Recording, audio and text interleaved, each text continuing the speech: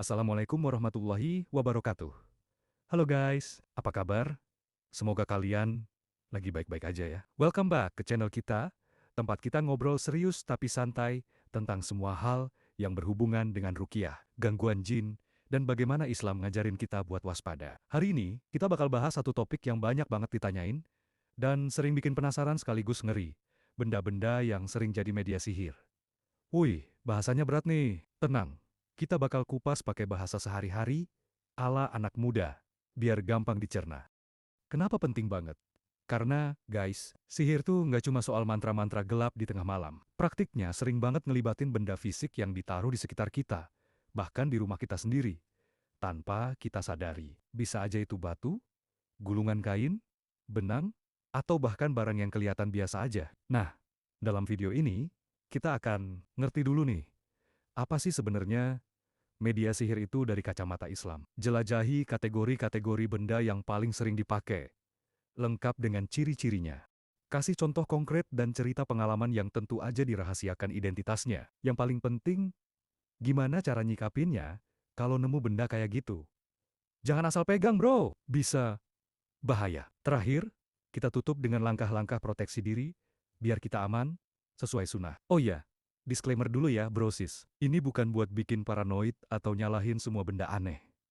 Tetap pakai akal sehat. Selalu prioritaskan berobat ke dokter, buat sakit fisik, atau psikis. Ilmu ini kita pelajari biar hati-hati.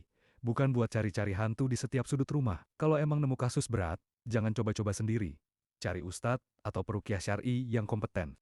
Oke, kita mulai ya. Jadi, dalam dunia sihir yang jelas-jelas haram, dan termasuk dosa besar, para pelakunya tukang sihir itu sering butuh perantara.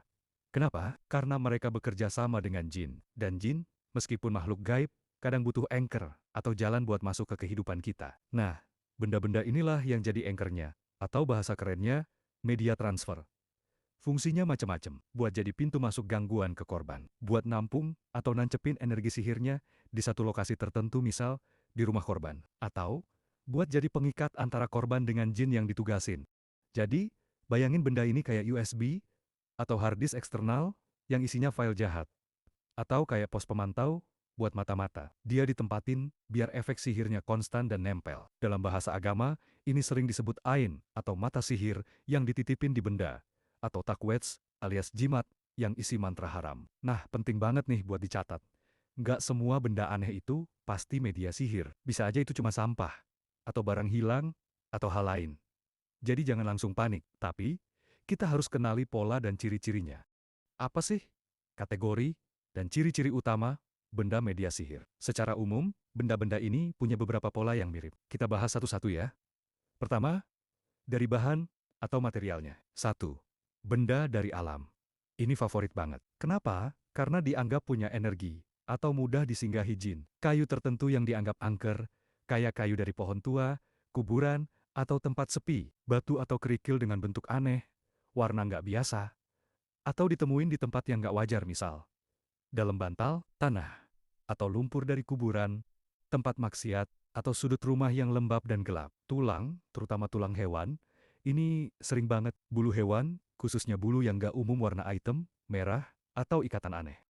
2. Benda yang terbuat dari kain atau benang, benang dengan simpul yang banyak dan ruwet. Ini klasik banget. Dalam hadis, penyihir perempuan zaman Nabi pernah buat ikatan-ikatan buat sihir, yang kemudian diruqyah. Kain mori, atau kain kafan bekas.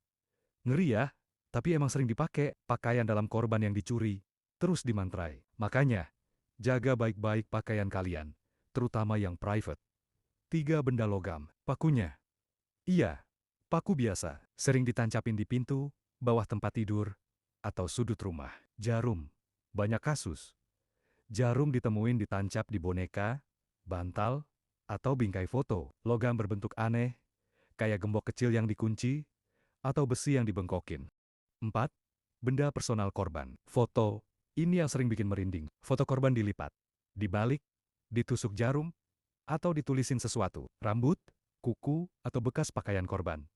Ini buat mengikat si korban secara spesifik. Tulisan tangan korban surat, tanda tangan, diambil, terus dimantrai. Kedua, dari cara ditemukan atau lokasinya. Benda itu seolah-olah nggak mungkin ada di tempat itu. Misal, Ada batu di dalam kasur, ada bungkusan kain di plafon, atau benang di dalam beras. Sering ditemuin di spot-spot strategis rumah. Bawah tempat tidur, bantal, ambang pintu, pojok rumah, tangga, atau dekat sumur dan kamar mandi. Benda itu dibungkus atau diikat dengan cara aneh. Misal, dibungkus kain hitam dan diikat pakai benang hitam, 7 simpul. Atau, dibungkus plastik, terus diikat kencang. Ketiga, reaksi atau efek yang mungkin dirasakan. Ini penting. Kadang, benda itu sendiri nggak kelihatan aneh banget. Tapi, begitu dibuang atau disentuh, ada reaksi. Misal, orang yang pegang tiba-tiba pusing, mual, atau kesurupan. Rumah yang sebelumnya berat jadi lega setelah benda itu dibuang. Mimpi buruk atau kejadian aneh berhenti setelah benda itu ditemukan dan disingkirkan. Tapi ingat ya, ini semua kita pelajari biar paham, bukan buat jadi detektif paranormal yang nyari-nyari masalah. Nah, biar makin kebayang, kita kasih beberapa contoh konkret yang sering muncul di lapangan. Cerita disampaikan dengan santai, bukan untuk menakut-nakuti. Contoh 1. The Mysterious Bundle. Banyak banget kasus nemu bungkusan aneh. Isinya bisa campur-campur. Ada rambut, potongan kuku, tanah, sama bunga kering. Bungkusnya pakai kain putih atau hitam. Diikat pakai benang. Lokasi favorit, dalam bantal, kasur, atau digantung di atas pintu. Bayangin, kita tidur setiap malam, kepala nempel di bantal yang isinya paket jahat. Makanya, sesekali cek bantal dan kasur kamu. Apalagi kalau baru beli bekas atau dapat hibah. Contoh 2. The Creepy Doll. Boneka bukan cuma buat hiasan. Dalam beberapa praktik, boneka jadi representasi korban. Jarum ditusukin di boneka, biasanya di bagian dada, kepala, atau perut. Terus bonekanya disembunyikin di kolong tempat tidur, lemari, atau loteng. Kalau kamu punya koleksi boneka dan sering ngerasa nggak nyaman, mungkin coba dicek dan dibersihin. Contoh 3. The Unlikely Nail. Paku yang ditancapin di kayu pintu, bingkai jendela, atau tiang rumah. Kadang pakainya karatan, kadang baru. Nggak cuma 1, bisa aja 3, 5, atau 7. Logikanya, buat menancapkan gangguan di rumah itu, pernah ada kasus, di setiap sudut rumah baru ditemuin paku. Terus penghuninya pada sakit-sakitan dan ribut terus. Contoh 4. The Voodoo Sabotage. Foto keluarga atau foto pernikahan dibalik, dilipat 4, terus di belakangnya ditulis nama-nama atau simbol aneh pakai tinta merah. Terus foto itu diselipin di balik lemari, dalam buku, atau bahkan dibawa keluar rumah dan dikubur. Efeknya bikin hubungan keluarga jadi kacau, sering bertengkar, atau ada yang sakit berkepanjangan. Contoh 5. The Food Contaminant. Ini yang bahaya. Benda kecil kayak rambut ikatan, benang, atau potongan kertas mantra diselipin di makanan atau minuman yang dikasih ke korban. Makanya, waspada sama makanan atau minuman dari sumber yang nggak jelas niatnya. Kalau ragu, baca bismillah dengan khusyuk dan minta perlindungan Allah. Terus gimana dong kalau misalnya kita curiga ada benda kayak gitu di sekitar kita? Pertama, jangan panik. Kedua, jangan langsung percaya sama orang yang nawarin jasa, cari benda sihir dengan harga selangit. Bisa-bisa malah ditipu. Ada beberapa metode yang sesuai sunnah. 1. Doa dan isti'anah. Selalu mintalah pertolongan sama Allah. Doanya spesifik. Ya Allah, tunjukkanlah kepadaku apa saja yang Engkau tahu itu membahayakan aku dalam agamaku, kehidupanku, dan akhir urusanku. Lalu singkirkanlah ia dariku. 2. Ruqyah mandiri. Bacakan ayat-ayat Ruqyah Al-Fatihah, ayat Kursi, Al-Ikhlas, Al-Falaq, An-Nas, dan tambah ayat-ayat sihir seperti Al-A'raf 117 sampai dengan 122, Yunus 81 sampai 82, dan Toha 69 di seluruh penjuru rumah, sambil minta sama Allah buat ditunjukkan jika ada yang nggak beres. Untuk lebih jelas bagaimana cara ruqyah mandirinya, cek saja video gua tentang tutorial ruqyah mandiri di channel ini. Kadang, dengan izin Allah, kita jadi dapat feeling atau bisikan hati buat ngecek suatu tempat. 3. Pembersihan rutin. Saat bersih-bersih rumah, perhatikan detail, cek sudut-sudut, kolong, plafon dan barang-barang yang jarang dipakai. Sambil bersih-bersih, perbanyak zikir. 4. Minta bantuan orang syalih. Kalau gangguan udah berat dan kita benar-benar ngerasa ada yang salah, konsultasi ke ustadz atau peruqyah syar'i yang terpercaya. Mereka punya pengalaman dan ilmu buat membantu. Waduh, nemu nih tata cara menyikapinya. Nah, ini bagian kritis. Misal pas bersih-bersih, lo nemuin bungkusan kain hitam di dalam lemari. Atau nemuin paku 7 biji ditancapin di bawah tempat tidur. Apa yang harus dilakukan? Jangan langsung pegang pakai tangan telanjang. Kenapa? Karena secara medis, benda itu bisa aja kotor, tajam, atau beracun. Secara non-medis, ada energi negatif yang nempel, bisa bikin pusing, kesurupan, atau malah ikut nempel ke kita. Ikuti langkah-langkah aman ini. 1. Tetap tenang dan baca ta'awudz. A'udzubillahi minasyaitonirrajim. Berlindunglah kepada Allah. 2. Ambil alat bantu, pakai sarung tangan, atau penjepit kayu, atau plastik, atau sekop. Jangan pakai tangan langsung. 3. Siapkan wadah, siapin kantong plastik, atau wadah yang bisa ditutup. Lebih baik plastik warna bening. 4. Ambil dan masukkan. Dengan hati-hati, masukkan benda itu ke dalam wadah. Kalau benda besar atau berat, bisa dibungkus dulu pakai koran. 5. Jangan dibuka atau dirusak di dalam rumah. Jangan penasaran buka ikutannya. Apalagi baca tulisan aneh yang ada. Langsung tutup rapat. 6. Buang ke tempat yang tepat. Jangan dibuang ke tempat sampah rumah atau sungai. Cara yang disarankan, bakar sampai jadi abu. Ini cara paling efektif buat memutuskan pengaruhnya. Bakar di tempat terbuka yang aman, sambil terus baca ayat ruqyah. Abunya dikubur. Kubur di tempat yang jauh dari rumah. Di tanah lapang, kubur dalam-dalam, dan taburi garam simbol pemurnian. Rendam di air, mengalir sungai.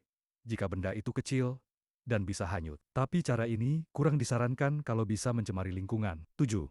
Setelah itu, bersihkan rumah dengan membaca ayat ruqyah, dan banyak berzikir, sholat sunnah, dan perbanyak istighfar. Kalau lo ngerasa nggak sanggup atau takut, minta bantuan orang lain yang lebih paham. Yang penting, jangan dijadiin koleksi. Di foto-foto buat story medsos. Apalagi dijual, itu bahaya banget.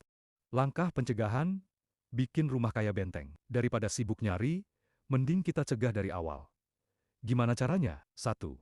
Fortifikasi spiritual benteng diri dan rumah. Rajin baca Al-Ikhlas, Al-Falak, An-Nas dan ayat kursi tiap habis sholat, mau tidur dan keluar rumah. Bacakan Al-Baqarah di rumah. Rasulullah SAW bilang, rumah yang dibacakan Al-Baqarah, setan ogah masuk. Zikir pagi petang itu wajib, bro. Zikir pagi petang itu kayak update antivirus harian buat hati dan rumah kita. Jaga sholat wajib 5 waktu, plus sholat sunnah rawatib. Rumah yang penghuninya sholat, cahayanya berbeda di mata jin. Perbanyak baca bismillah.